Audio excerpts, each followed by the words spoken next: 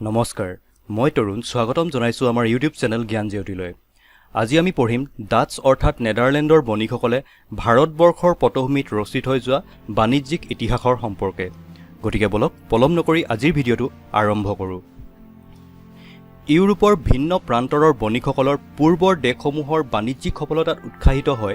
Dutch অৰ্থাৎ নেদাৰল্যান্ডৰ বণিকসকলে আটলান্টিকৰ পূব দিশত যাত্ৰাৰ পাতনি মেলিলে ডাচসকলৰ পূৰ্বৰ দেশৰ সন্ধানৰ কৌতূহলতাৰ পাতনি মেলিছিল কৰ্নেলিছ ডি হৌটমেনে দক্ষিণ পূব এছিয়াৰ সুমাত্ৰা বান্টামত ভৰি দিয়া তেওঁই আছিল প্ৰথম ডাচমেন ইয়াৰ পিছত 1602 চনত নেদাৰল্যান্ডৰ সংসদে বহুকেইখন বাণিজ্যিক কোম্পানীক নেদাৰল্যান্ড ইষ্ট ইণ্ডিয়া কোম্পানীৰ লগত সংযোজন কৰি কোম্পানীৰ বাবে এখন ফৰমান অৰ্থাৎ চাৰ্টাৰ জাৰি কৰিলে চাৰ্টাৰত কোৱা হৈছিল কোম্পানীয়ে পূবলৈ বেহা-বেপাৰ কৰোঁতে সময়ৰ আহ্বানত বিনা দ্বিধাই যুদ্ধ চুক্তি ভূমিদখল ইত্যাদি কৰিব পাৰিব ভাৰতত উপনীত হোৱাৰ পিছত ডাচসকলে পোনপ্ৰথমে মাছুলিপট্টনম অৰ্থাৎ বৰ্তমানৰ অন্ধ্ৰপ্ৰদেশত নিজৰ ফেক্টৰী স্থাপন কৰে 1605 চনত ইতিমধ্যে দুৰ্বল হৈ পৰা পৰ্তুগীজসকলক মাদ্ৰাজৰ নাগাপট্টনমৰ পৰা সম্পূৰ্ণৰূপে মখিমূৰ কৰি দক্ষিণ ভাৰততো ডাচসকলে নিজৰ অস্তিত্ব সুৰক্ষিত কৰিবলৈ সক্ষম হয় আৰু এনেদৰে ডাচসকলে ভাৰতৰ বিভিন্ন প্ৰান্তৰত যেনে গুজৰাট বেংগল উত্তৰ প্ৰদেশ বিহাৰ সুৰাট বালাসোৰ পাটনা কাৰাইকাল চিনচুৰা ইত্যাদিকে ধৰি ভাৰতৰ বিভিন্ন স্থানত নিজৰ ফেক্টৰী স্থাপন কৰি হুকিয়া বাণিজ্যিক শক্তিৰ প্ৰভাৱশীলতাৰ পৰিচয় দিছিল তেওঁলোকে প্ৰধানকৈ ভাৰতৰ লগত সিল্ক কপাহ ইণ্ডিগো চাউল অপিয়াম ইত্যাদিৰ বেপাৰ কৰিছিল ডাচসকলৰ এই উত্থানে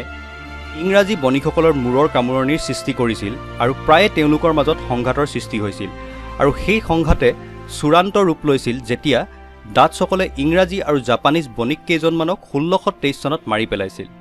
বহু সংঘাতৰ অন্তৰালত দুই পক্ষৰ মাজত 1667 চনত এটি চুক্তি হয় আৰু সেই চুক্তি মতে ব্ৰিটিছে ইণ্ডোনেছিয়া ত্যাগ দিয়ে আৰু ডাচসকলে ভাৰত ত্যাগ কৰি ইণ্ডোনেছিয়াত নিজৰ ব্যৱসায় সীমাবদ্ধ কৰিবলৈ বাধ্য হয় কিন্তু ইয়াৰ পিছতো পুনৰবাৰ ডাচসকলে বে অফ বেংগলত ইংৰাজী জাহাজ কেইখনমান জব্দ কৰাত ইংৰাজসকল ক্ষুব্ধ হয় আৰু তাৰে ফলশ্ৰুতিত 1659 চনত ইংৰাজ আৰু ডাচসকলৰ মাজত শেষৰটো যুদ্ধ হয় যাক বেটেল অফ বিদাৰা বা বেটেল অফ হুগলি বুলিও জনা যায় আৰু যাৰ দ্বাৰা ডাচসকলৰ ভাৰতৰ বাণিজ্যিক ক্ষেত্ৰখন সম্পূৰ্ণৰূপে বিধ্বস্ত হৈ পৰে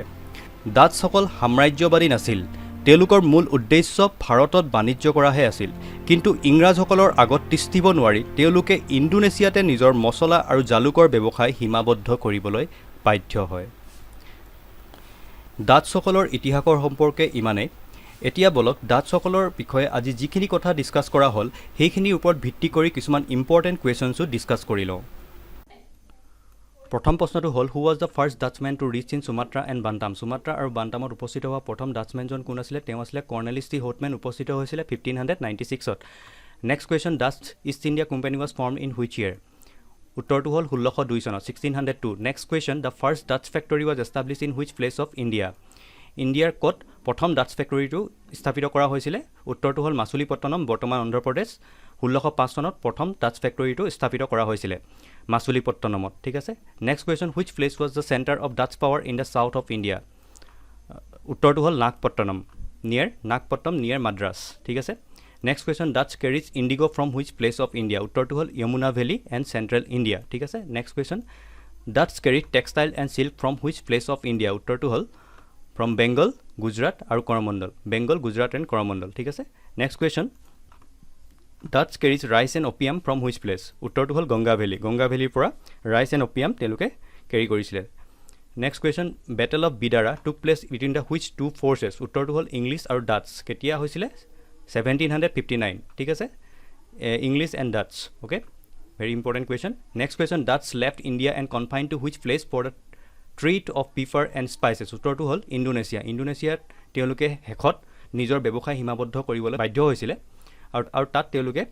মেইনলি ব্যৱসায় কৰিছিলে পিফাৰ আৰু স্পাইচৰ ঠিক আছে তো গতিকে আজিলৈ ইমানেই ডাচসকলৰ বিষয়ে এই সকলোবোৰ কুৱেশ্যনছ এক্সাম পইণ্ট অফ ভিউৰ ফালৰ পৰা বহুত ইম্পৰ্টেণ্ট হয় আশা কৰোঁ আপোনালোকে ভিডিঅ'টো চাই ভাল পাইছে আৰু যদি ভাল পাইছে তেতিয়াহ'লে লাইক শ্বেয়াৰ ছাবস্ক্ৰাইব কৰিবলৈ নাপাহৰিব ধন্যবাদ